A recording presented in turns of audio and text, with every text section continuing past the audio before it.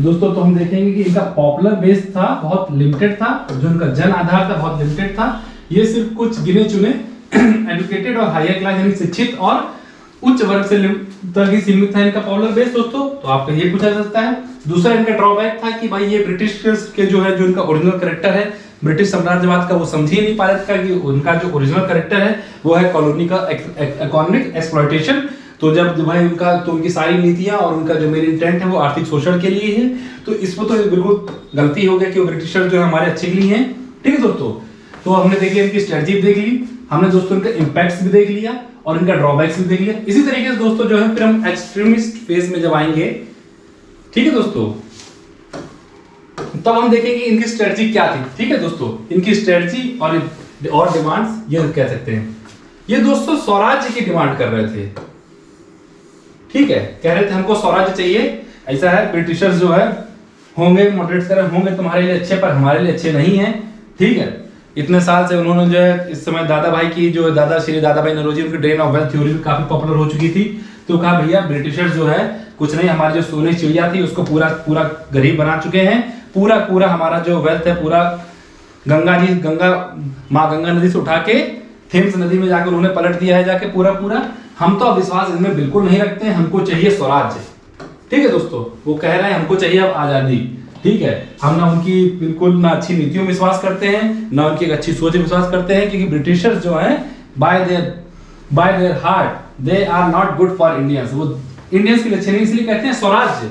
उसके लिए हम करेंगे क्या? उसके लिए हम बॉयकॉट करेंगे। ठीक है, ब्रिटिश गवर्नमेंट्स का और ब्रिटिश प्रोडक्ट्स का, ब्रिटिश सरकार और ब्रिटिश उत्पादों का जो है ब्रिटिश प्रोडक्ट है उनका बॉयकॉट करेंगे। ठीक है, तो ये इनकी डिमांड क्या थी कि हमें स्वराज्य चाहिए। ठीक है, उनकी डिमांड क्या थी दोस्तों, ऐसे कंपेयर करके पढ़िए। इनकी डिमांड थी क्या? इनकी कॉन्स्टिट्यूशनल संवैधानिक डिमांड थी कि हाँ भैया जो है लेजिस्लेटिव काउंसिल का थोड़ा रिफॉर्म कर दो, हमको भी जगह दे दो। हाँ, इस तरीके से इनको संवैधानिक डिमांड थी। जो कुछ भी इनकी डिमांड थी वो संविधान के दायरे में थी। इनकी डिमांड बिल्कुल एकदम से कहने नहीं इनको स्वराज्य चाहिए, ऐसा है ये सब हमको कुछ नहीं चाहिए। कॉन्स्टिट्यूशनल डिमांड देख लिया हम तुम्हारा ड्रामा सारा।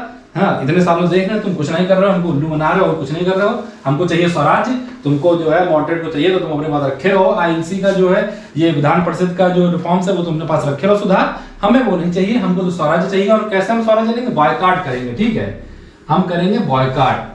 ठीक है दोस्तों, बॉयकॉट करेंगे, हम बहिष्कार करेंगे। और दोस्तों कहते क्या है ये कहते हैं जो हमारा एंशिएंट इंडियन कल्चर है ना, यही हमारे राष्ट्र का निर्माण करेगा। जो हमारा एंशिएंट जो है ना इंडियन कल्चर, जो हमारा पहले का जो हमारा भारतीय कल्चर है, इसी के आधार पे जो है हमारा जो नेशनल कैरेक्टर होगा, जो राष्ट्र का चरित्र होगा, वो इसी के आधार पर निर्माणित होगा। The rebuilding of our national character, the rebuilding of our nation should be on the basis of the ancient Indian culture. समझ गए दोस्तों? ठीक है, प्राचीन भारतीय संस्कृति ही जो है हमें राष्ट्र का निर्माण करेगी। हमको वेस्टर्न एजुकेशन नहीं चाहिए। ठीक है दोस्तों, हमको वेस्टर्न एजुकेशन नहीं चाहिए। हम जो है देखिए दोस्तों, यहाँ पे मॉडरेट्स क्या कह रहे हैं? नहीं कह रहे हैं कि वेस्टर्न एजुकेशन है वही जो होनी चाहिए, ये कह रहे नहीं एंशिएंट इंडियन कल्चर। ठीक है, तो आपसे क्वेश्चन दोस्तों यहाँ पे फंसा के पूछ सकते हैं कि ये बताइए जो है कि ब्रिटिश जो मॉडरेट्स थे वो किसका सपोर्ट करते थे और जो एक्सट्रीमिस्ट थे वो किसका सपोर्ट करते थे। ठीक है दोस्तों, तो आप जो है यहाँ पर एंशिएंट इंडियन कल्चर एक्सट्रीमिस्ट लगा देंगे। और ये किसका प्रतिनिधित्व करते थे? ये करते थे मिडिल और लोअर क्लासेस का। ठीक है, ये करते थे मिडिल, जैसे हमने बताया दोस्तों, जैसे जैसे आगे बढ़ते जाएंगे जो हमारा पॉपुलर बेस है वो नेचुरली ही बढ़ता जाएगा। जैसे जैसे कोई मूवमेंट है वो अगर आगे बढ़ेगा तो उसका पॉपुलर बेसिस है उसका वो बढ़ता जाएगा, जो उसका जन आधार है वो धीरे धीरे एक्सपेंड करेगा। तो देखिए अभी यहाँ पर तक क्या था कि मिडिल और लोअर क्लासेस, पहले क्या था दोस्तों शिक्षित और हायर क्लासेस, अब क्या है मिडिल और M+LC, मिडिल और लोअर क्लासेस दोस्तों यहाँ पर जुड़ चुकी है हमारे साथ। तो ये भी क्वेश्चन पूछा जाता है किसका प्रतिनिधित्व करते थे, तो हम आप दोस्तों टिक लगा दीजिएगा, मिडिल और लोअर क्लासेस का प्रतिनिधित्व करते थे। ठीक है दोस्तों, उनका जो पॉपुलर बेस था ना दोस्तों, जन आधार था, वो किसके आधार पे था? उन्होंने राजनीति और धर्म दोनों का उपयोग किया। जैसे कि दोस्तों देखा कि बाल गंगाधर तिलक जी हैं, वो शिवाजी फेस्टिवल मनाते हैं, वो गणपति फेस्टिवल मनाते हैं। ठीक है दोस्तों, तो ये देखिएगा दोस्तों कि इनका जो पॉपुलर बेस है ना वो धर्म भी यहाँ पर उनमें जुड़ गया। जो रिलीजन का एलिमेंट है वो भी जो है हमारे जो है गर्मवादी दल है उनके साथ जुड़ गया है राजनीति के साथ। जबकि मॉडरेट्स थे दोस्तों, उन्होंने रिलीजन धर्म का यूज नहीं करते हैं। ठीक है दोस्तों, ये जो है धर्म का यूज कर रहे हैं लोगों को जोड़ने के लिए। और फिर दोस्तों देखेंगे कि कहीं ना कहीं इसका एक ड्रॉबैक भी था, कैसे ये दोस्तों जो है कम्युनल पॉलिटिक्स को उसने जन्म दिया। ठीक है दोस्तों, ये इसका ड्रॉबैक भी था। तो पर करना था दोस्तों, क्योंकि धर्म उस समय जो है लोगों को जोड़ने के लिए एक राष्ट्रीय स्तर पर धर्म उस समय उपयोगी था। ठीक है दोस्तों, ठीक है, तो इसीलिए वहां पर उन्होंने रिलीजन का यूज किया। इसका इंपैक्ट क्या पड़ा, ठीक है दोस्तों, तो इसका इंपैक्ट दोस्तों देखेंगे ना, इंपैक्ट इनका दोस्तों देखेंगे ना, तो इन्होंने ब्रिटिशर्स को एक्सपोज करके रख दिया एकदम से।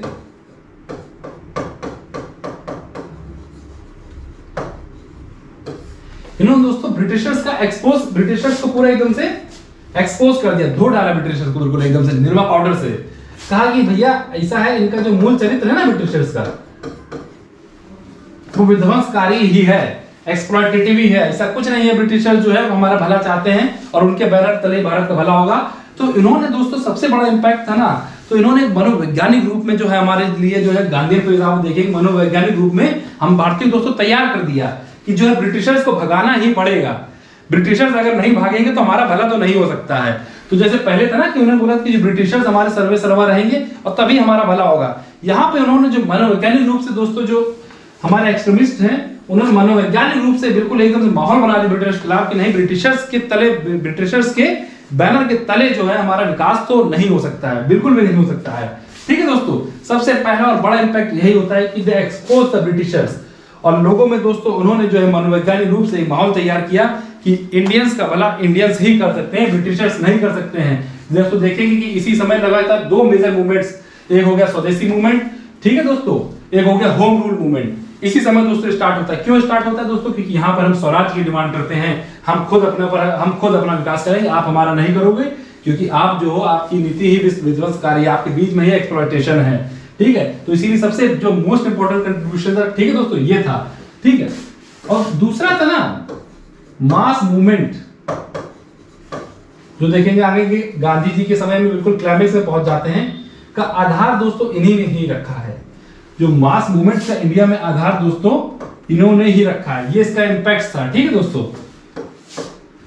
बेस ऑफ मास मूवमेंट्स, ठीक है दोस्तों, यहां पर इन्होंने ही रखा है पहली बार जो है मास मूवमेंट्स। ठीक है दोस्तों, जन आंदोलन जिसे कहते हैं, उसका आधार जो है कौन रखता है? एक्सट्रीमिस्ट फेज ही रखता है, एक्सट्रीमिस्ट लीडर्स ही रखते हैं। जो हमारे गर्म दल वाले लीडर्स थे वही रखते हैं। हमारा मास मूवमेंट का बेस जो है जन आंदोलन, उसका आधार जो है यही रखते हैं, हमारे एक्सट्रीमिस्ट रखते हैं। ठीक है दोस्तों, तीसरा दोस्तों जैसे हम जानते हैं कि हमारे एक्सट्रीमिस्ट फेज के द्वारा ही क्रांतिकारी रिवॉल्यूशनरीज मूवमेंट भी स्टार्ट हुआ। ठीक है दोस्तों, ये हम लिख लेंगे, रिवॉल्यूशनरी मूवमेंट।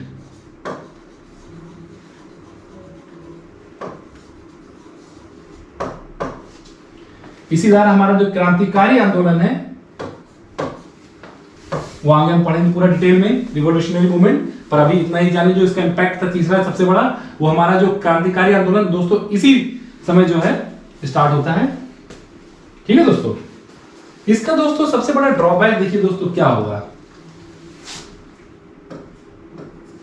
सबसे बड़ा दोस्तों जहां पर इनका जो ड्रॉबैक होगा ना, ये अभी भी जो है मिडिल और लोअर क्लासेस तक ही लिमिटेड है। जिसे कहेंगे कि अर्बन, यानी कि जो शहरी समाज है वहीं तक लिमिटेड है। ये जो मास लेवल यानी कि अगर कहा जाए इन्होंने स्टार्ट तो कर दिया, पर जो गांव की जनता से ये नहीं जोड़ पा रहे यहाँ के। ठीक है दोस्तों, कुछ गिने चुने जो है जैसे बंगाल हो गया, मुंबई हो गया, जो मूवमेंट के सेंटर थे वहीं तक लिमिटेड थे। मास लेवल को दोस्तों देखिए जब गांधी जी आएंगे तभी जुड़ेंगे, उससे पहले नहीं जुड़ते। ये इनका लिमिटेशन हो गया, अर्बन एरिया हो गया, लिमिटेड क्षेत्र थे वहीं तक ही लिमिटेड थे। इनका जो पॉपुलर बेस था दोस्तों बहुत लिमिटेड था, हालांकि मॉडरेट बेस से ज्यादा था, पर फिर भी जितना होना चाहिए उतना नहीं था, वहां पे लिमिटेड था। ठीक है दोस्तों, लिमिटेड था दोस्तों। इनका हमने पढ़ लिया कि जो मिडिल और लोअर क्लास तक लिमिटेड थे, ग्रामीण समाज तक नहीं पहुंच पाए, बहुत जनता को, बहुत राष्ट्रीय स्तर पर जनता को मूवमेंट से नहीं जोड़ पाए। ठीक है दोस्तों, पहला ये हो गया। दूसरा हो गया जो ये धर्म का यूज कर रहे हैं दोस्तों, जैसे हमने बोला, although the tool of religion was used with a good intent, इसको एक अच्छी यानी कि सोच के तहत यूज किया था, पर इसका दोस्तों मिसयूज हुआ। इसका इंपैक्ट क्या हुआ? इसने जो सबसे बड़ा इंपैक्ट देखा जाए कम्युनल पॉलिटिक्स को जन्म दिया दोस्तों। ठीक है, जो अदर माइनॉरिटी ग्रुप थे वो धीरे धीरे कटते गए दोस्तों। ठीक है, तो आपसे ये पूछा जा सकता है कि उन्होंने जो धर्म का यूज किया उससे जो, ठीक है दोस्तों, तो जो कम्युनल पॉलिटिक्स उससे स्टार्ट होगी दोस्तों, ठीक है। और देखते हैं उसका जन्म जो है, उसका जो क्लाइमेक्स हम पार्टीशन में देते हैं, इंडिया का पार्टीशन हो गया उसी कम्युनल पॉलिटिक्स से था। जो स्टार्ट दोस्तों कहीं ना कहीं यहीं से हुई थी कि जो हम इसमें रिलीजन का स्टार्ट करने लगे, although with the good intent, एक अच्छी सोच के साथ स्टार्ट यूज किया गया था, पर उसका इतना मिस इंटरप्रिटेशन हुआ, उसका इतना मिसयूज हुआ, तो वही फिर अलग अलग सब दोस्तों कम्युनल पॉलिटिक्स जो है वहीं से उसका जन्म होता है, ठीक है दोस्तों। और दोस्तों तीसरी इसकी सबसे बड़ी खामी क्या थी, जो इसके गवर्नमेंट ने ना बहुत रिप्रेसिवली, बहुत ही ब्रूटली जो है इसको सप्रेस किया, रिप्रेस कर दिया। देखेंगे ना कि तिलक जी भी हैं, जो हमारे श्री बाल गंगाधर तिलक जी भी हैं, उनको भी 6 साल के लिए जेल भेज दिया जाता है। जो अदर लीडर्स भी हैं वो तो या तो हाइड आउट हो जाते हैं, या तो मैदान छोड़ के, या तो उनको मार दिया जाता है, या तो उनको जेल हो जाती है, वो गायब हो जाते हैं, ठीक है दोस्तों। तो क्या होता है यहाँ पर एक डोल्ड्रम स्थिति हो जाती है कि लीडरशिप क्राइसिस आ जाती है, लीडरशिप क्राइसिस आ जाती है। जो हमारे यंग लीडर्स थे, उनकी भाई एनर्जी बहुत हाईली एनर्जेटिक, ठीक है, उनकी एनर्जी को जो है यूज सही डायरेक्शन में यूज करने के लिए उनको गाइडेंस नहीं मिला, तो उससे जो है दोस्तों क्या हुआ, रिवॉल्यूशनरी मूवमेंट पैदा हुआ, ठीक है दोस्तों। तो ये भी देख सकते हैं कि उसी से दोस्तों जो है क्रांतिकारी आंदोलन पैदा हुआ, क्योंकि जो हमारे यूथ थे उनको भाई सही डायरेक्शन मिला नहीं, उनको सही गाइडेंस मिला नहीं, उनसे बोलते भाई सारे लीडर्स हमारे कहीं कुछ जेल में थे, या तो वो जो मेन ग्राउंड था वो छोड़ के कहीं चले गए हुए थे। गवर्नमेंट ने इसको बहुत रिप्रेसिवली इसको हैंडल किया इस फेज के दौरान, जो हमारा इंडियन नेशनल मूवमेंट था। तो उससे हमारे वहां पर लीडरशिप क्राइसिस आ जाती है। तो हमारे जब यूथ होते हैं, जो हमारे नौजवान रहते हैं, जिनको बहुत जोश से जो मूवमेंट स्टार्ट करते हैं, जब उनके पास जब एकदम से कहते हैं नहीं कि बिल्कुल सब कुछ सुनसान सा हो गया, जब उनके पास उनको अंधेरा दिखने लगा कि इतना बड़ा चीज था, तो वहां पर उनको मिसगाइड, उनको डायरेक्शन में कुछ नहीं मिला, ठीक है दोस्तों, उनको राइट डायरेक्शन जब नहीं मिला, तो वहां पर वो जो क्रांतिकारी आंदोलन में कन्वर्ट हो गया, ठीक है दोस्तों, रिवॉल्यूशनरी मूवमेंट उसने जन्म लिया, ठीक है दोस्तों। तो इसके इंपैक्ट्स में हम दोस्तों ये देख लेंगे, ठीक है दोस्तों। हमने इसकी स्ट्रेटजी भी देख ली एक्सट्रीमिस्ट फेज की दोस्तों, बिल्कुल इसी तरीके से कैटेगराइज करके पढ़ेंगे ताकि आपको बिल्कुल भी कंफ्यूजन ना हो। हमने इसके इंपैक्ट्स भी देख लिए दोस्तों, और हमने इसकी कमियां भी देख ली इनकी सारे फेजेस की। अब दोस्तों जो हमारा सबसे इंपॉर्टेंट फेज अगर कह सकते हैं एग्जाम से पर्सपेक्टिव से, तो हमारा दोस्तों गांधीयन फेज है, जो हमारा 1917 से 1947 तक स्टार्ट होता है, ठीक है दोस्तों। तो गांधीयन फेज की जो स्ट्रेटजी थी वो क्या थी, स्ट्रगल ट्रूस स्ट्रगल, यानी कि लड़ो, शांत हो जाओ, फिर लड़ो। STS की स्ट्रेटजी थी दोस्तों, क्या थी, गांधी जी कहते थे STS स्ट्रेटजी, बहुत बार क्वेश्चन पूछा गया, बहुत इंपॉर्टेंट दोस्तों। अगर गांधीयन फेज में जो सिंगल स्ट्रेटजी है जो पूरे में काम करती रही है, वो है STS स्ट्रगल ट्रूस स्ट्रगल, यानी कि पहले उनका विरोध करना है, फिर शांत हो जाना है, फिर स्ट्रगल करना है। गांधी कहते थे कि कंटिन्यूअस, जो यहाँ पर हम देखेंगे ना कि नेहरू बिहार कहते हैं कि नहीं, स्ट्रगल विक्ट्री नेहरू जी का है कि नहीं, लड़ते रहो और एकदम से लड़ते जीत जाओ। गांधी जी कहते थे जो जनता है, peoples, they have the limited capacity to sacrifice, they have the limited capacity to for the revolution. क्रांति करने की उनकी उनकी जो क्षमता है, जो उनके पास रिसोर्सेज बहुत लिमिटेड है। आप दोस्तों ये बात सच भी है, देखिएगा कोई भी मूवमेंट होगा ना, अपने पहले यहां से अगर उठेगा, यहां तक पीक पे जाएगा, फिर वो ऐसे ऐसे गिरने लगता है, ठीक है। गांधी जी कह रहे हैं कि ये पीक पे जा रहा है, ठीक है, मूवमेंट पीक पे, इसको मूवमेंट को चले जाने दो, क्योंकि जनता की जो कैपेसिटी है, जो उनके पास रिसोर्सेस हैं क्रांति करने के लिए बहुत लिमिटेड है, ठीक है, आंदोलन भाग करने के लिए तो बहुत लिमिटेड है, ठीक है। तो यहाँ पीक पे जा रहा है, उसके बाद क्या करो, ट्रूस, थोड़ी देर शांत हो जाओ। यहाँ पे जैसे गांधी कह रहे हैं थोड़ी देर यहाँ पे शांत हो जाओ, ऐसा नहीं, इसको मूवमेंट को ले जाओ, क्योंकि यहाँ से जनता की एनर्जी जो है गिरने लगती है। तो कह रहे हैं गांधी थोड़ी देर शांत हो जाओ, अपनी डिमांड्स रखो, जब क्लाइमेक्स पे ले गए हो अपनी डिमांड्स रखो ब्रिटिशर से, ठीक है, और उनको समय दो कि आपकी डिमांड्स को वो फुलफिल कर सके, उनको समय दो, अपनी डिमांड्स रखो। अगर वो कुछ समय के बाद आपकी डिमांड्स नहीं मानते हैं, तो फिर जो है हम फिर से मूवमेंट स्टार्ट कर सकते हैं, ठीक है। अगर वो कुछ समय के लिए अपनी डिमांड नहीं मानते हैं, तो हम स्टार्ट कर सकते हैं। ये थी दोस्तों STS, ये थी इनकी ST, ऐसे आप बना लीजिए, ऐसे मूवमेंट चलना चाहिए, ऐसे नहीं चलना चाहिए दोस्तों। हमने बताया कि भाई जो मासेस जो होते हैं दोस्तों, बात बिल्कुल सच भी है। आप किसी को बहुत लंबे समय तक जो है आप नहीं खींच के रख सकते हैं पर्टिकुलर किसी मूवमेंट में, तो जो मासेस होते हैं उनकी लिमिटेड कैपेसिटी होती है, ठीक है दोस्तों। आप दोस्तों देखते हैं। और दूसरा क्या था इनका, जैसा कि आप जानते हैं, नॉन वायलेंट एंड सत्याग्रह, अहिंसा और सत्याग्रह। जो हमारा मूवमेंट होना चाहिए वो अहिंसक होना चाहिए और सत्याग्रह यानी कि सत्याग्रह, सत्य के लिए आग्रह, सत्याग्रह। ये दोस्तों हम आगे पढ़ेंगे कि सत्याग्रह की स्ट्रेटजी थी क्या दोस्तों। ठीक है, अभी फिलहाल इतना जान लीजिए, अहिंसा और सत्याग्रह की स्ट्रेटजी थी, STS थी। दूसरों और क्या था, peaceful violation of the specific laws, यानी कि जो कुछ लिमिटेड जो लॉज थे, कुछ नियम कानून, उनका पीसफुल वायलेशन यानी शांतिमय तरीके से उनको जो है उनका वायलेशन किया जाएगा, शांतिमय तरीके से उनका विरोध किया जाएगा। ठीक है दोस्तों, जैसे हमारा रॉलेट एक्ट हो गया, ठीक है, तो वहां पर हम रॉलेट एक्ट के विरोध में सत्याग्रह, रॉलेट सत्याग्रह किया। ठीक है दोस्तों, नॉन कॉपरेशन मूवमेंट भी दोस्तों हमने किया, पीसफुल था दोस्तों, और ये नॉन वायलेंस था। जो भी लॉज है उनका हमें अपोजिशन करना है। ठीक है दोस्तों, हमें स्ट्राइक करनी है, बॉयकॉट करनी है, पर दोस्तों शर्त ये होनी चाहिए कि वो शांतिमय होना चाहिए। ठीक है दोस्तों, वो शांतिमय होना चाहिए और अहिंसक होना चाहिए। ठीक है दोस्तों, ये बिल्कुल बात सही है। देखिएगा, जब राष्ट्रीय national cooperation movement, non cooperation movement है, जब असहयोग आंदोलन अपने क्लाइमेक्स पे पहुंच जाता है, तब गांधी जी उसको वहां पर एकदम से बंद कर देते। क्यों? क्योंकि वो चौरी चारा कांड हो जाता है। तो गांधी जी ने कहा हमारी स्ट्रेटजी का पहला, सबसे पहला जो अगर कहना जिसे कहते हैं कि फाउंडिंग स्टोन होता है, तो वो यही है कि अहिंसक होना चाहिए और शांतिमय होना चाहिए। इसीलिए दोस्तों यह peaceful violation of specific laws, शांतिमय हो, अहिंसक हो। ठीक है, और ये ओकेशनल हड़ताल और मार्चेस, यानी कभी कभी हड़ताल भी रखते थे, मार्चेस भी रखते थे, जैसे चंपारण सत्याग्रह हो गया, फिर उन्होंने अहमदाबाद में स्ट्राइक भी करी। ठीक है, ये हड़ताल और स्ट्राइक में विश्वास रखते थे, और ये नेगोशिएशंस और कॉम्प्रोमाइज पे भी विश्वास रखते थे कि जो है जनता, सरकार को मौका दो कि जो है तुम्हारा आपके साथ नेगोशिएट करे और कॉम्प्रोमाइज करे। सरकार को मौका दो आपके साथ नेगोशिएशन और कॉम्प्रोमाइज में। बिल्कुल हट धर्मी नहीं थे कि नहीं ये है तो ये है। अगर कुछ डिमांड अगर आपने रखी हैं और कुछ डिमांड उन्होंने रखी हैं, तो दोनों की डिमांड का एक जो मध्यम रास्ता है, आप गांधी जी कह सकते हैं, गांधी जी का जो रास्ता था मध्यम रास्ता था कि नेगोशिएशंस और कॉम्प्रोमाइज। ठीक है, दोनों में विश्वास रखते थे। तो पहला हो गया दोस्तों STS, यहाँ पर STS स्ट्रेटजी। ठीक है, यानी कि स्ट्रगल, ट्रूस, स्ट्रगल्स, संघर्ष, विराम, संघर्ष, संघर्ष आप ऐसे लग सकते हैं,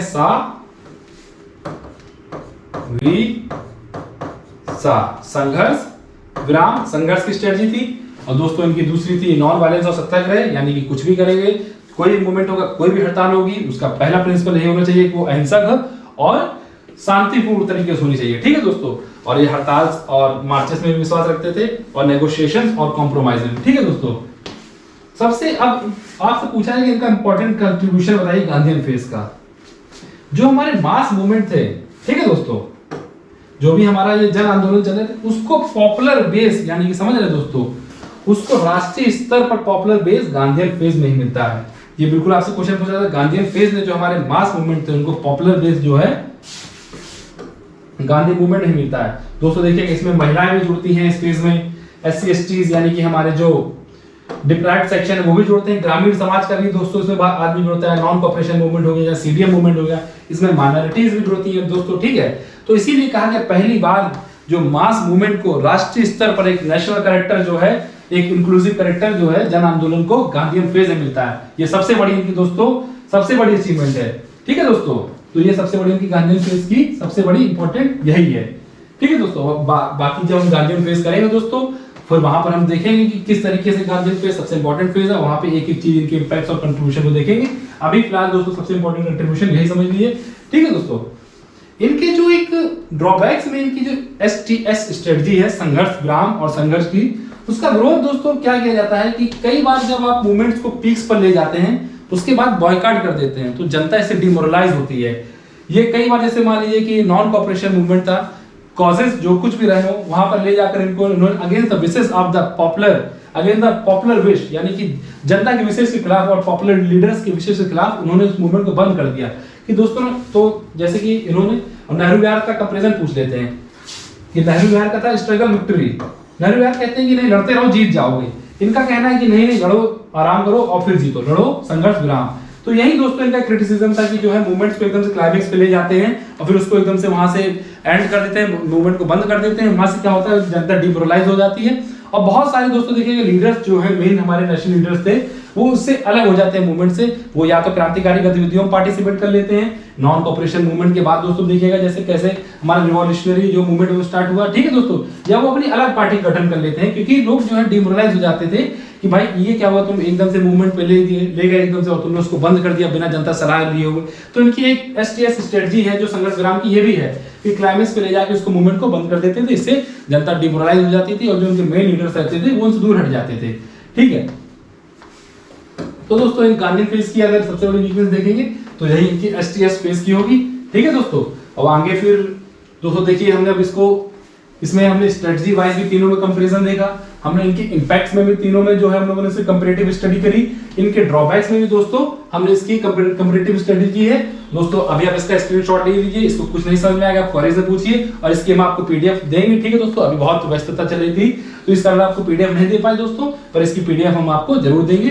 ठीक है दोस्तों, आइए फिर जो है इसी सीरीज में हम आगे आते हैं बंगाल डिवीजन पे। हम अपना स्टार्ट करते हैं एक्सट्रीमिस्ट फेज बंगाल डिवीजन। ठीक है दोस्तों, आइए दोस्तों हम देखते हैं बंगाल विभाजन।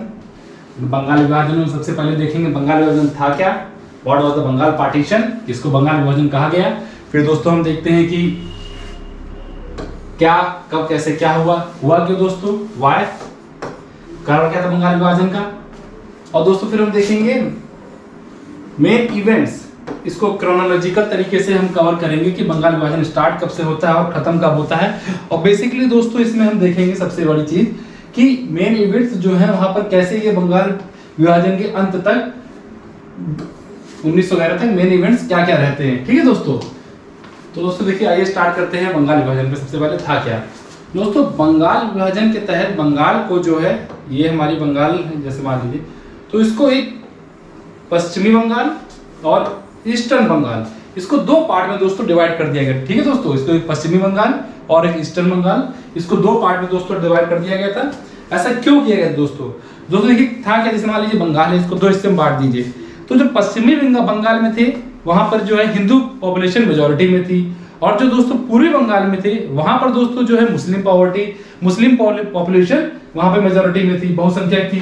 तो दोस्तों जैसा कि आप जानते हैं बंगाल जो है, आगे जब पढ़ाएंगे आपको, जो बंगाल जो है उस समय जो है इंडियन नेशनल मूवमेंट का सेंटर रहा करता था। तो ब्रिटिशर्स की पॉलिसी जो 1857 बाद उन्होंने एक पॉलिसी अपनाई थी, डिवाइड एंड रूल वाली पॉलिसी, उसी पॉलिसी के तहत उन्होंने कहा कि बंगाल को अगर जो है दो हिस्सों में बांट दोगे तो इससे वहां पर जो हिंदू मुस्लिम की यूनिटी है वो वहां पर ब्रेक हो जाएगी, हिंदू मुस्लिम की यूनिटी वहां पर ब्रेक हो जाएगी। पार्टीशन एक यहाँ पर कर देंगे, यहाँ पर एक छोटी सी अगर आप लाइन घसीट देंगे तो यहाँ पर जो हिंदू मुस्लिम की जो पॉपुलेशन जो यूनिटी है, एकता है बंगाल में, ब्रेक हो जाएगी। और वहां से फिर Bengal as an main centre for the Indian national movement, Bengal एक भारतीय इंडियन नेशनल मूवमेंट के रूप में बंगाल वहां से कमजोर हो जाएगा। अगर बंगाल कमजोर हो जाए तो पूरा इंडियन नेशनल मूवमेंट वहां से कमजोर हो जाएगा। ठीक है दोस्तों, यही इनका मंसूबा था, यही इनकी नीति थी कि फूट डालो और राज करो। तो दोस्तों देखिए यहाँ पे क्या था, इन्होंने जब वेस्ट बंगाल में किसको राजधानी बनाया, कलकत्ता को। ठीक है दोस्तों, और ईस्ट बंगाल में जो मुस्लिम मेजोरिटी था दोस्तों, याद रखिएगा दोस्तों, आपसे क्वेश्चन पूछा जा सकता है कि वेस्टर्न और ईस्टर्न बंगाल में क्या था। तो दोस्तों वेस्टर्न में, पश्चिम में आपके हिंदू मेजोरिटी में रहते हैं और ईस्टर्न में आपके जो है मुस्लिम मेजोरिटी में रहते हैं। और आपसे ये भी क्वेश्चन पूछा जाता है कि दोनों की राजधानी कौन सी थी। तो दोस्तों W फॉर काका, ठीक है दोस्तों, यानी कि कलकत्ता वेस्ट की काका थी और ईस्ट की Dhaka, E for Dhaka, E for D. ठीक है दोस्तों, E for D. Eastern Bengal की राजधानी थी ढाका, वेस्टर्न बंगाल की राजधानी थी काका। वहां पर दोस्तों जो है काका ने ढका, इस तरीके से याद करिए, काका ने ढका। ठीक है, काका ने ढका, ठीक है, काका गए ढाका, काका गए ढाका, दोस्तों से लेके याद कर लीजिए दोस्तों। यहाँ पर हिंदू मेजोरिटी में थे, जो पश्चिम साइड में थे दोस्तों वहां पे हिंदू मेजोरिटी में थे, और दोस्तों जो ईस्टर्न साइड में थे दोस्तों वहां पे मुस्लिम मेजोरिटी में थे। ठीक है दोस्तों, अब दोस्तों देखिए जो पश्चिमी बंगाल है वहां उसमें कौन कौन सा क्षेत्र आ रहा है दोस्तों, आपका एक बंगाल आ जा रहा है, एक आपका बिहार आ जा रहा है और एक आपका उड़ीसा आ जा रहा है। इसको आप इस तरीके से याद कर सकते हैं, BBO। दोस्तों एक क्वेश्चन आया था 2017 या 18 के पीसीएस में, आपसे ये पूछा गया था क्वेश्चन की वेस्टर्न बंगाल में कौन से क्षेत्र थे और ईस्टर्न बंगाल में कौन से थे। यूपीएससी में भी दोस्तों ये क्वेश्चन पूछा जा चुका है। तो दोस्तों बिल्कुल आप ऐसे याद करिए, वेस्टर्न बंगाल में आपका BBO यानी कि बंगाल बिहार उड़ीसा। वेस्टर्न बंगाल दोस्तों WBBO यानी वेस्टर्न बंगाल में बिहार बंगाल उड़ीसा दोस्तों। ठीक है, इसी तरीके से दोस्तों ईस्टर्न बंगाल में E की ऐश, इस तरीके से याद करिए, यानी कि ईस्टर्न बंगाल और असम। ठीक है दोस्तों, E की ऐश, ईस्टर्न बंगाल और असम।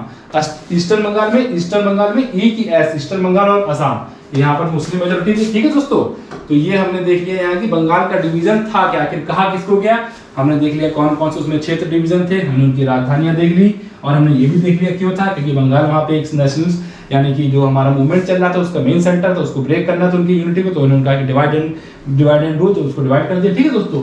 वैन देखिए दोस्तों, अब फिर आपसे वैन पूछा जा सकता है कि इसका 3 चीजें हैं, इसका डिक्लेरेशन कब किया गया, इसके खिलाफ बॉयकॉट रेजोल्यूशन कब पास किया गया, तीसरा दोस्तों इसका ये पूछ सकते हैं आपसे कि इसको जो है इंप्लीमेंट कब किया गया। तीनों में दोस्तों डिफरेंस है, याद रखिएगा। पहला इसका डिक्लेरेशन कब हुआ, ठीक है दोस्तों, इसको इसके खिलाफ बाइकॉट रेजोल्यूशन कब पास हुआ, ठीक है दोस्तों, और तीसरा इसको लागू कब किया गया। तीनों क्वेश्चन दोस्तों अलग अलग तरीके से पूछे गए हैं, इसमें बिल्कुल कंफ्यूजन नहीं हुई है दोस्तों। ऐसे याद करिए 20/7/16 20 जुलाई को इसका अनाउंसमेंट हुआ दोस्तों। ठीक है, जुलाई में इस तरीके की बरसात हो रही है 20, ठीक है दोस्तों, 20 मिलीलीटर बरसात हुई,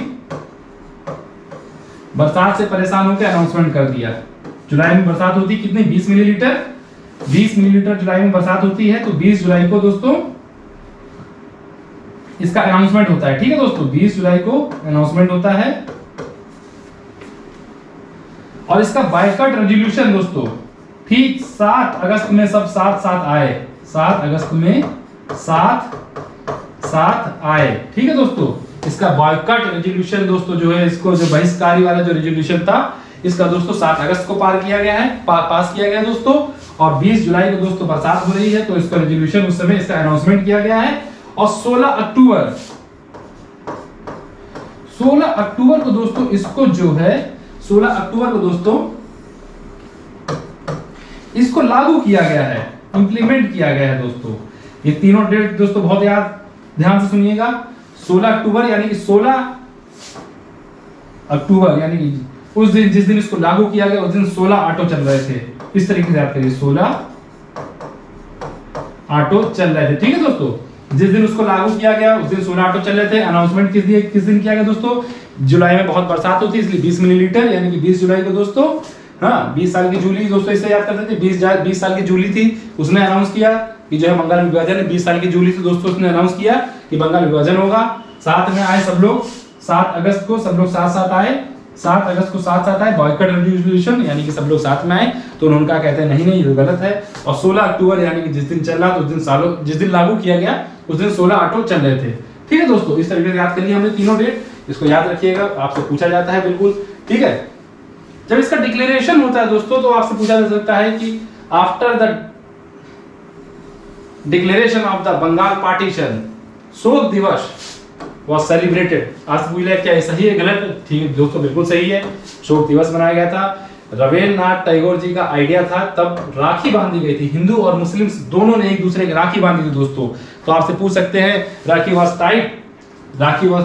टाइड टू द हैंड्स, ठीक है दोस्तों, यानी हिंदू और मुस्लिम दोनों ने एक दूसरे के राखी बांधी थी। ठीक है दोस्तों, और दूसरा रिलेटेड आपसे क्वेश्चन पूछ सकते हैं, दो जो सेशंस हैं यहाँ पर, एक 1905 का, ठीक है दोस्तों, और 1906 का सेशन, यहां से आपसे स्वदेशी मूवमेंट वाला क्वेश्चन पूछ सकते हैं। ठीक है, सॉरी दोस्तों, बंगाल पार्टीशन वाला यहां से क्वेश्चन पूछ सकते हैं। 1905 में बनारस में सेशन हुआ है दोस्तों, ठीक पार्टीशन के बाद, ठीक दोस्तों, पार्टीशन के लागू होने के बाद 1905 में एक बनारस का सेशन लागू होता है, उसके अध्यक्षता की है GKG गोपाल कृष्ण गोखले। तो बनारसी ऐसे याद कर लीजिए, BGKG बनारसी गोखले, BJKG से याद कर लीजिए, 1905 GKG 5 में बनारसी गोखले दास ने, गोखले जो गोपाल कृष्ण गोखले हैं वो बनारस के हैं। इसमें दोस्तों जो है स्वदेशी और बॉयकॉट मूवमेंट पास नहीं किया गया था, खाली इसका समर्थन किया गया था। दोस्तों ध्यान से सुनिएगा, यहाँ बहुत क्वेश्चन यहाँ पे कंफ्यूजन करवाते हैं और आपसे यहाँ पे जरूर बच्चे गलतियां करते हैं दोस्तों, तो इसको बिल्कुल ध्यान से सुनिएगा कि यहाँ पर जो बनारस में 1905 में BJKG, उसमें आपका जो है रेजोल्यूशन को सपोर्ट किया गया था, पास नहीं किया गया था दोस्तों। स्वदेशी और जो बॉयकॉट यानी बहिष्कार वाला रेजोल्यूशन उसको सपोर्ट किया गया था, पास नहीं किया गया था दोस्तों। पास किया जाता है 1906 में, जब काका दादा मिल जाते हैं। ठीक है, काका यानी कलकत्ता में सेशन होता है, उसके कलकत्ता में होंगे तो दोस्तों नो डाउट जो सबसे बड़ा लीडर रहता है वहीं का अध्यक्ष बना दिया जाता है। तो जो है कलकत्ता में जब होता है तो यहाँ पर आपके दादा भाई नौरोजी, काका दादा, यहाँ पर जो है स्वदेशी की डिमांड, स्वराज की डिमांड सबसे पहले रखी जाती है। दोस्तों बहुत इंपॉर्टेंट क्वेश्चन है, आपसे जरूर पूछा जाएगा कि स्वराज की डिमांड दोस्तों जो है कहां किस सेशन में रखी गई थी। तो आप याद करिएगा कि 1906 में काका दादा ने पहली बार जो है स्वराज की डिमांड मांगी थी। 1906 में 6 काका दादा, 1906 में काका दादा, काका से कलकत्ता, दादा से दादा भाई नौरोजी उस सेशन के अध्यक्ष थे। पहली बार जो है दोस्तों स्वराज की डिमांड वहीं से रखी गई थी। बहुत इंपॉर्टेंट दोनों क्वेश्चन है दोस्तों। यहाँ पे स्वराज, स्वदेशी और बॉयकॉट का जो रेजोल्यूशन है उसको सपोर्ट किया गया था, और जो काका दादा ने 1906 में स्वराज की डिमांड रखी थी। और दोस्तों अरुण डेले कमेटी इसी को देखते हुए बनाई गई थी। दोस्तों ये भी बहुत इंपॉर्टेंट क्वेश्चन है। अरुण डेले दोस्तों, ठीक है दोस्तों, अरुण डेले कमेटी बनाई, अरुण डेले कमेटी बनाई गई थी दोस्तों। इसी स्वराज की डिमांड को देखते हुए ब्रिटिशर्स ने अरुण डेले कमेटी बनाई थी। अरुण डेले कमेटी क्या कहती है दोस्तों, याद रखिए, था तो ये ब्रिटिशर्स, वैसे तो थे ना, आमतौर पर माना था ब्रिटिशर्स जो है बड़े नाराज हुआ करते थे उस समय। वो दोस्तों ये था तो ये ब्रिटिशर्स, पर इसने बोला कि नहीं फिर से इनको रीयूनाइट कर दो। दोस्तों आपसे क्वेश्चन पूछा जा सकता है, पहला तो अरुण डेले कमेटी किससे सपोर्टेड है, तो आप बोल दीजिएगा जो है कहते हैं स्वदेशी मूवमेंट था। उसी को देखते हुए जब स्वराज की डिमांड की गई तो ब्रिटिश ने अरुण डेले कमेटी बनाई। उसने क्या कहा, उसने कहा कि जो है बंगाल विभाजन तुमने बहुत फालतू का ड्रामा रायता फैलाया है, इसीलिए इसको फिर से रीयूनाइट कर दो, इसको फिर से जो है यूनिटी कर दो, इनको फिर से मिला दो दोनों को। याद रखिए दोस्तों, आपसे क्वेश्चन पूछ सकते हैं, ठीक है दोस्तों। अब 1906 में दोस्तों एक हमारी नेशनल एजुकेशन काउंसिल बनाई गई थी। याद रखिएगा दोस्तों, राष्ट्रीय शिक्षा आयोग, ठीक है दोस्तों। 1906 में हमारी नेशनल एजुकेशन काउंसिल बनाई गई थी। आपसे क्वेश्चन पूछ सकते हैं कब बनाई गई थी। It was made in the wake of the स्वदेशी मूवमेंट इन 1906, और उसके अध्यक्ष थे रास बिहारी बोस, आरबीबी, रास बिहारी को रास आया क्या, नेशनल एजुकेशन कौन सी, जो हमारे बिहारी बाबू उनको क्या याद आया, रास आया। नेशनल एजुकेशन कौन सी, ठीक है, नेशनल एजुकेशन काउंसिल, ये उनको याद आया। तो नेशनल एजुकेशन काउंसिल, उसके अध्यक्ष थे रास बिहारी बोस, ठीक है दोस्तों। 1906 जब खत्म होता है, आते हम लोग 1960 पे। आपसे यहां से क्वेश्चन पूछा जा सकता है कि सूरत का सेशन क्यों इंपॉर्टेंट था दोस्तों, ठीक है। अब दोस्तों देखिए क्या है कि जो हमारे एक्सट्रीमिस्ट लीडर हैं, जो गरम दल वाले नेता हैं, लाल बालपाल, वो कह रहे हैं कि जो इस मूवमेंट को जो है ऑल इंडिया लेवल पे जो है पूरा लॉन्च किया जाए, क्योंकि ये मूवमेंट अब जो है इसने एक नेशनल लेवल हासिल कर लिया है, नेशनल कैरेक्टर हासिल कर लिया है। तो कह रहे हैं कि उसको आप पूरे भारतीय स्तर पे लागू कर दो। पर जो हमारे मॉडरेट लीडर्स हैं, गोपाल कृष्ण गोखले जी हो गए, और भी लीडर्स हो गए, तो वो कह रहे नहीं, अभी भारत में इसको मत लागू करो, अभी सिर्फ इसको लिमिटेड, जो बंगाल में ही इसको रहने दो, लिमिटेड एरियाज में चलाओ। पर वहां पर अब जो है एक्सट्रीमिस्ट और जो है आपके मॉडरेट्स में लड़ाई हो जाती है। किस बात को हो जाती है कि जो है मूवमेंट्स के नेचर को लेके, कि किस लेवल पे इसको लॉन्च किया जाए, कैसे लॉन्च किया जाए, उसको लेके आपसे क्वेश्चन पूछ सकते क्यों लड़ाई होती है। तो दोस्तों आप यही बताएंगे कि जो है जो एक्सट्रीमिस्ट थे, जो हमारे लाल बालपाल थे, त्रिगुट थे, वो चाहते हैं जिसको भारतीय स्तर पे लागू किया जाए और फेरोसियस वे में इसको लागू किया जाए, एक्टिव रेजिस्टेंस लागू किया जाए करके। पर जो हमारे मॉडरेट्स हैं दोस्तों, जानते हैं वैसे भी वो हमेशा अपने ब्रिटिशर्स की यानी कॉन्स्टिट्यूशनल रिफॉर्म, संवैधानिक रिफॉर्म से विश्वास रखते थे। तो कह रहे नहीं उसको खाली लिमिटेड रखा जाए, नहीं। तो कहते हैं कि जो है 1960 में एक्सट्रीमिस्ट और मॉडरेट्स में डिवीजन हो जाता है। एक्सट्रीमिस्ट जो है इमीडिएट कॉज क्या रहता है, वो कहते हैं कि नहीं जो लाला लाजपत राय जी हैं उनको सूरत के सेशन का अध्यक्ष बनाया जाए। जो सूरत में कांग्रेस का दोस्तों सेशन होना था, उसका अध्यक्ष लाला जी को बनाया जाए। एक्सट्रीमिस्ट कहते हैं नहीं, तो कहते हैं नहीं हमको जो है, मॉडरेट्स कहते हैं हमें लाला जी की सूरत नहीं पसंद आ रही है, ठीक है दोस्तों, हम तो जो है रास बिहारी बोस, हमको रास बिहारी रास आए हैं। मॉडरेट्स कह रहे हैं हम उनको अध्यक्ष बना जाएंगे, ठीक है दोस्तों। कह रहे हैं मॉडरेट्स कि हमको रास बिहारी बोस रास आ रहे हैं, हमको लाला जी की सूरत नहीं पसंद आ रही है बिल्कुल भी, इसीलिए हम रास बिहारी बोस को बनाएंगे। अंतिम में दोस्तों दोनों में डिवीजन हो जाता है। फिर हम लोग देखेंगे 1916 में लखनऊ के सेशन में दोनों की फिर से दे रीयूनाइट वंस अगेन, ठीक है दोस्तों। तो दोस्तों फिर से मिलते हैं, पर दोस्तों इसमें अंतिम में मॉडरेट्स जो है उनकी विक्ट्री होती है दोस्तों, और रास बिहारी बोस को जो है अध्यक्ष बना दिया जाता है कांग्रेस के सेशन का। तो दोस्तों जो मेन इवेंट है, जिससे फैक्चुअल इंफॉर्मेशन 1960 को, तो यही है दोस्तों, ठीक है। हमने आपको कारण बता दिया क्यों डिवीजन हुआ था, बहुत इंपॉर्टेंट क्वेश्चन दोस्तों, क्यों डिवीजन हुआ था, इमीडिएट कॉज क्या था इसका, और लॉन्ग टर्म कॉज क्या था दोस्तों, दोनों बता दिया आपको। फिर देखिए इसी में दोस्तों 1911 में जो है एक दिल्ली दरबार लगता है। इसी सीरीज में हम बंगाल पार्टीशन देखेंगे जब खत्म कैसे होता है। 1911 में दोस्तों दिल्ली दरबार लगता है। जॉर्ज पंचम जो ब्रिटिश प्रिंस रहते हैं, आपसे क्वेश्चन पूछा जाता है who was the British prince in 1911।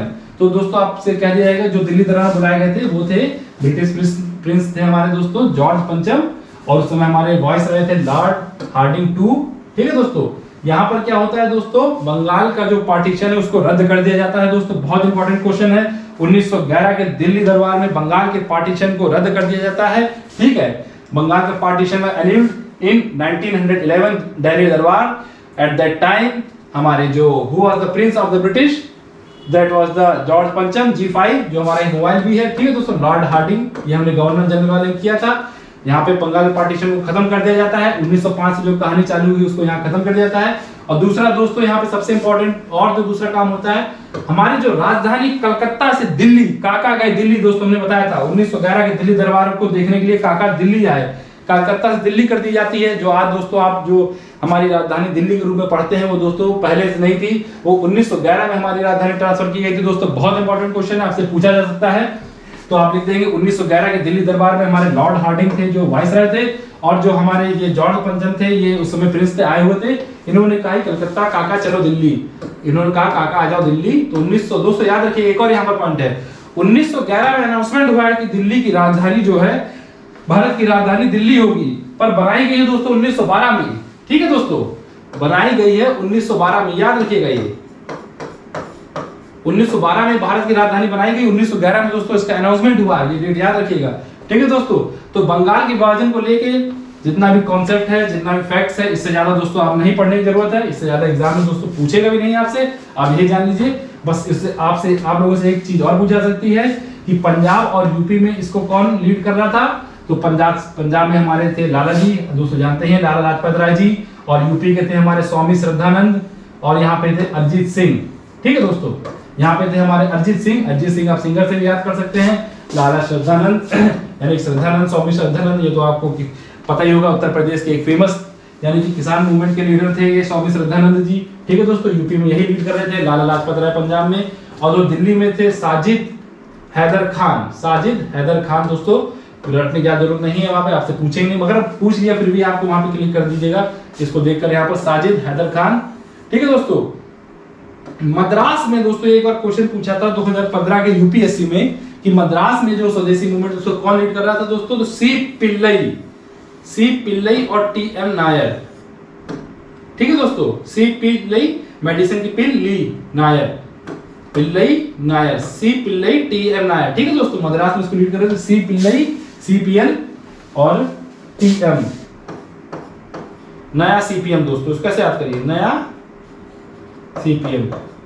ठीक है दोस्तों, नया सीपीएम, सी पिल्लई नया सीपी, सी पिल्लई सीपीएल, नया सीपी, सी टीएम नायर और सी पिल्लई। ठीक है दोस्तों, तो यहाँ पे हो गए अरिजीत, और यहाँ पे हो गए लाला जी हमारे श्री लाला लाजपत राय जी, और यहाँ पे स्वामी श्रद्धानंद जी। ठीक है दोस्तों, बंगाल डिवीजन को दोस्तों आपसे इतना ही फैक्चुअल क्वेश्चन पूछेगा और उतना ही कॉन्सेप्ट पूछेगा।